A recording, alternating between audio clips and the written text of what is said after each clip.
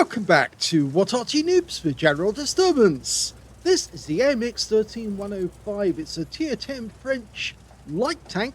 It's located on the eastbourne of Paris under the command of Aurorik78 of SAMS. And with him is Duffy in the DBV 152. Okay, so what Aurorik is doing is he's preparing his light tanks so that when the tier 11s come in, he'll be able to get them straight away, and so he's racking up a lot of experience in his lights. And well, he's done the T100 LT and the Mantic already, so now he's just doing the 13105. Okay, so he's spotted a few already. Rheinmetall Panzerwagen coming this way. He's locked on, but he didn't shoot there, mainly because he wasn't spotted, but he spotted them. Now, he's using a technique which he's actually told me about, which he calls going fishing. What actually happens is he goes out and spots the enemy and tries to act as bait and draw them in, and then of course he goes in and Duffy comes in behind and finishes him off with his big gun. Now, the AMX 13105 actually uses the same gun as on the Batchat 25 ton. You have exactly the same gun. In fact, the engine of this tank is also the same engine you'll find on the AMX 13105 AM, the Arty. Okay, so looking for more enemy, because they finished off the Rheinmetall Panzerwagen and the other one, the Tessak, I think it was. It's now found a Zakal. That's one. Get a kill shot. Oh, missed it with that one. One more shell. And he does get it. Now, it's only a 3-shot autoloader. In fact, this vehicle wasn't accepted by the French army, but it was built in license in Argentina, the Netherlands, Indonesia, and Austria bought one for testing. Basically, the gun is so powerful it would actually literally shake the turrets to pieces. It would actually crack the turrets. And in fact, they took the turrets off and put them onto Shermans in the Egyptian army. Of course, the IDF caught some of them as well, and they're now on parade in the Israeli Tank Museum, which is quite a big tank museum, worth going to see, because there's quite a lot of Soviet stuff there, as well as American. Okay, we found a Gorilla 15 at the cap. Using the gun depression, he puts that one out of its misery. 8 degrees of gun depression. He was spotted. Looks like the enemy have committed themselves to the bridge, and they've left the cap kind of open. Okay, there's a Taschenratter.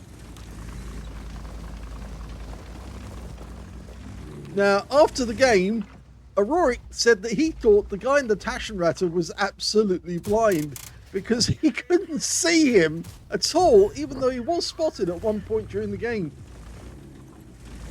Now, it is a fairly long reload. By the book, it's 26.43 seconds, but he's got to reload something like 24 seconds.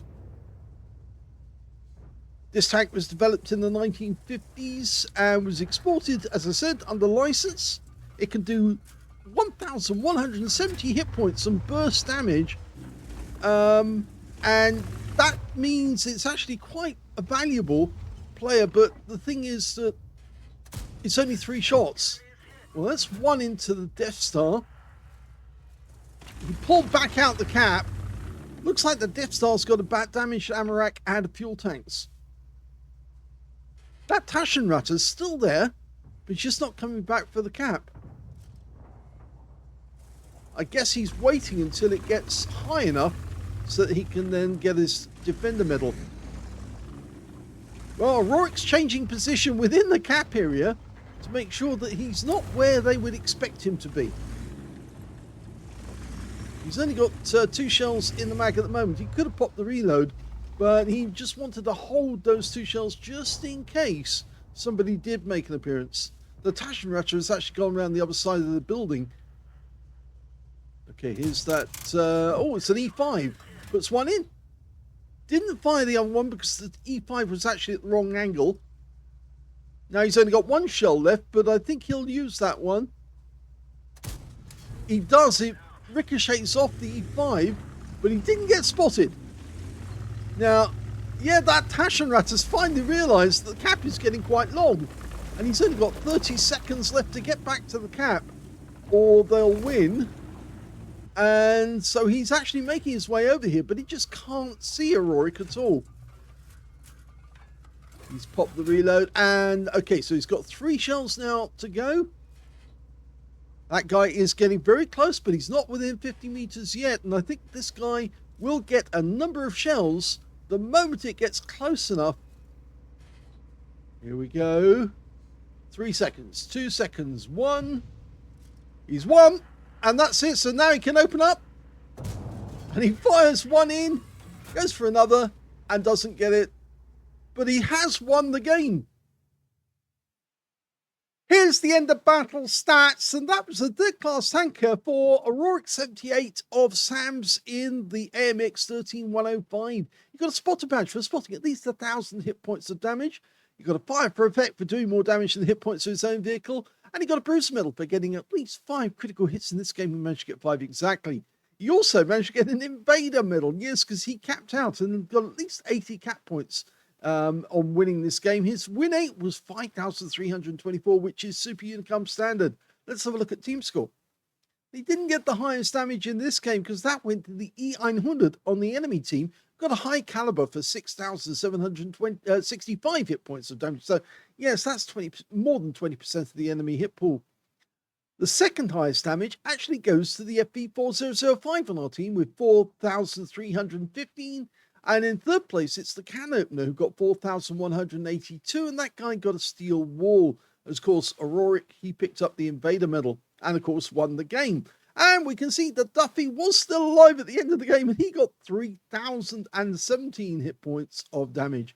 You can see that score by Aurorik was beaten by 4 members of the enemy team, 2 on his own, places him 7th when it comes to damage. And in fact, Duffy is actually 8th. In position. When it came to kills, though, top scorer, yeah, Aurorik, and he shares it with the E900, the T110E5, and on the enemy team. And then the can opener and the BCT70 both got 2 kills, so did our Heshbon. And when it came to base XP, yeah, he got that one too. So he got the top in 2 columns, missed out on damage. 920 went to Aurorik78.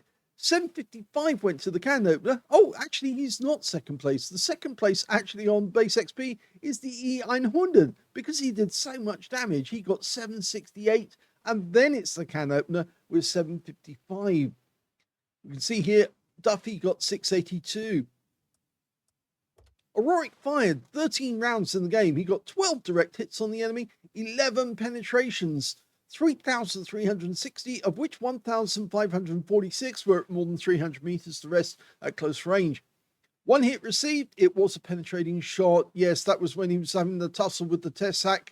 And 1 hit received by way of splash damage as well. 1 enemy vehicle spotted, 7 enemy vehicles damaged, 3 killed, and he got 1,079 hit points of damage assist or spotting assist and 100 cap points while he was in the cap. He earned a profit on this game of 56,628 credits, and he got a reward for mission completion and events. Of course, it's Christmas holiday ops at the moment, so yes, you are going to get your bonus as well as your personal reserves. And he got 7 bonds as well, and 6,900 experience points, including 3,400 for another mission completion event. So yes, a clutch cap. They were doing fairly badly towards the end. There was, as you can see here, 5 enemy vehicles still alive, and there was only 4 left on Aurorik's team. So it was getting close. And in fact, actually, his teammates were starting to lose a lot of hit points. So yes, it's good that he did end the game with a win, because it might have got a bit awkward. Anyway, that's not the only replay we've got for you. We've got another one featuring the same AMX 13105. So let's have a look. The second replay is on the Glacier map, and you can see he's got the CVS, the Bounty exhaust and Bounty coated optics, with the exhaust lining. Game on.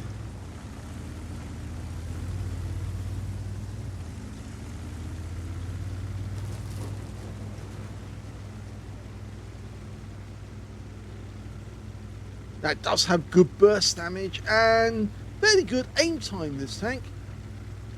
Good gun depression with the 8 degrees and fairly good gun top speed actually, 68 kilometers an hour. The camo's not bad. Now, he hasn't been spotted by the other AMX 13105. We got very close. We dived into the pool. Now, is he going to go into the bushes and get unspotted? Yes. Oh, he's going to do the same trick that we see so often from Steve Walst, where he literally just hides in a few twigs and the enemy just can't see him. And he's perfectly covered there. All of his spots, all of them are within the bush, so yep, nobody's going to start to see him unless they get really close.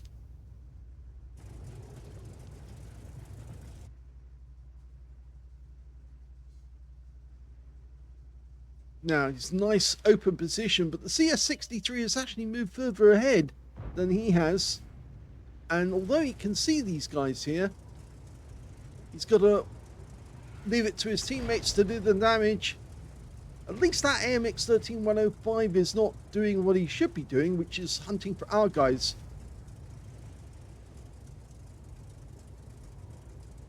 One of the bad things about this tank is it doesn't have very good gun elevation. Only 12 degrees, which means that if there's a target that's above you, it can be kind of awkward trying to get the gun to go up and point at them. You have to almost perch yourself on a slope or even use a wall to turn the tank on its side almost to actually shoot upwards. You know, kind of kink one side up, and that can do the trick. Okay, he spotted the E5. And he's picked up loads of spotting so far, 2,055. Now it's up to just under 3,000.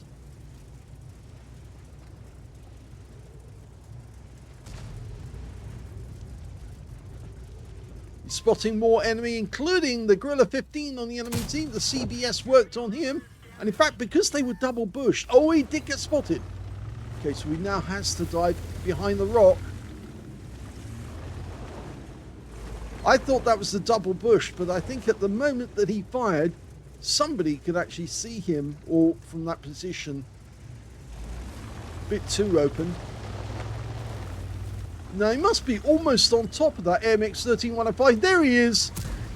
Oh, unfortunately fluffed the shot, but he did get one in, and he took a round. Oh, in fact, he's taken 2 rounds from the AMX 13105, but I think he's out of ammo now. So I think we can either ram him, or in fact actually he goes down to the Object 430U. Yes, so quite a lot of hit points lost. Okay, but he's unspotted now, so he can rush off and try and find the rest of the enemy and either do some damage to them himself or just spot for his team and enable them to do the damage. Nobody in sight yet, although there are a number of enemies towards the center line. He spotted one way off in the distance, a Wizzy. And he's found the enemy Arty, the Object 261. And he can't resist that one. Oh, fired behind him. Doesn't miss that one though.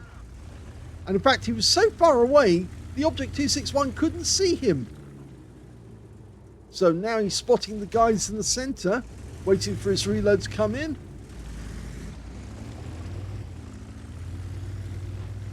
And there's the Gorilla 15. Okay, he's just fired. So that's 3 shells that we can pump into you. That's 1, 2, and kill shot. Yep.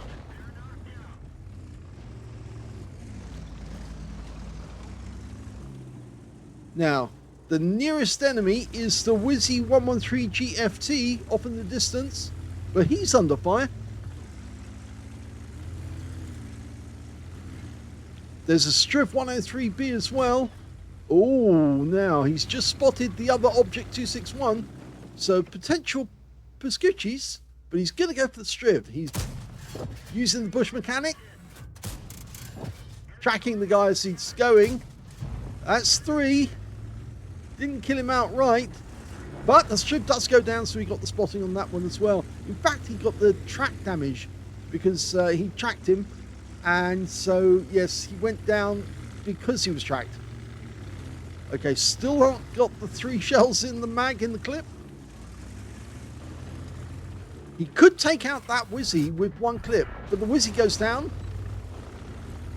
Nearest enemy is the Object 261 now. Now, he could easily get that guy with just 2 shots. In fact, he's rushing off into the distance. There he goes. Oh, we lose sight of him. He just goes out of the angle. Got 2 together here. Well, he takes out the Crocodilo, goes for the Centurion Action 10. Oh, he gets the 3 rounds. Unfortunately, he doesn't get the kill, but he ducks through. So now he's got to wait for the reload. He needs cover, especially from those guys up on the carrier. But the Centurion Action 10 is a one-shot the moment we have got the shell. Hello. And now. Oh! And he goes down, but not to us, to the 430U. And we did take some more damage. 356 hit points. Now, the Object 261 on the enemy team has been wiped out. So the only 3 left are a BCT-70, a Mouse, and a CS-63. And they're engaged with our friends just around the corner, including the Cocodrillo. And we've got a replay featuring a Cocodrillo later on.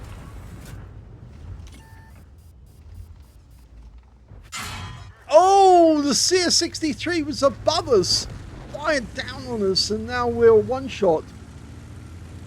And the CS-63 went down, fires 1 into the BCT. That was Duffy firing there. Fires 1 in, tracks him, but he gets taken out.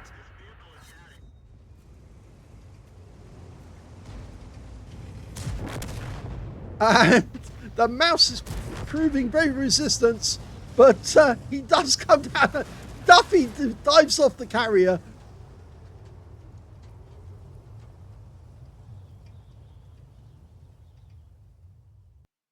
Here's the end of battle stats, and that was an ace tanker game for Aurorik78 of SAMS in the AMX 13105. He got a fire for effect out of that one for doing more damage than the hit points to his own vehicle. He got a spotter badge for spotting at least 1,000 hit points of damage, as well as a bruiser medal for getting at least 5 critical hits. In fact, he managed to get 11 in that one. His win rate was very high, 12,127. Let's have a look at his team score. Well, he definitely got the highest damage in the game, but wasn't 20% of the enemy hit pool, so he didn't get the high caliber. 5,118 went to Aurorik. The second highest damage was the Mouse on the enemy team, 4,259, followed by the Centurion Action 10, who got 3,765. We look at Duffy, we can see that, where is he? There's Duffy, 2,605 hit points. And Sutermark as well got 2,262. I think that's the guy who's also known as Black Bear. Anyway, when it came to kills, we can see top scorer was Aurorik. He got 3 kills. So did the CS-63 and the Object 430U. And on the enemy team, their Mouse got 3 kills as well. And when it came to base XP, he's got that one as well. So he's got the top in all 3 columns. 1,444 base experience points went to Aurorik. 885 went to the CS-63. 844 went to the Object 430U. And we can see that Black Bear got 775 and Duffy got 661. Aurorik fired 19 rounds in this one. Yes, he was very active. 17 direct hits, 15 penetrations, 5,118 hit points of damage, of which 510 were at more than 300 meters. I think the Object 261 was at more than 300 meters. A long-range shot. and 5 hits received from the enemy, all 5 penetrated. The armor on this tank is diabolically bad. 50mm on the front of the hull is the best armor you've got, 40 on the front of the turret, but everything else is below 20mm. So if you get hit or touched, you're more than likely going to get penetrated. He damaged or spotted 8 of the enemy, so missed out on that scout medal by just 1 tank. 7 enemy vehicles damaged, 3 killed, and he got 5,378 hit points of spotting assist in the game. On a premium count, he earned 92,781 credits, including 44,142 for mission completion, and 7 bonds being tier 10, and 12,996 experience points, including 9,747 for mission completion. So yes, he's storing up all the experience he can, so the moment that they bring out the new tier 11s in any of the light tank lines, you'll be able to buy them straight away and take them out and test them. Hope you enjoyed both of these Aurorik games. I've got more Aurorik games to go when I get the time, because there's just so many replays coming in at the moment because of holiday ops. But I promise you, I will try to get your replays done as quickly as I can. Thanks for watching.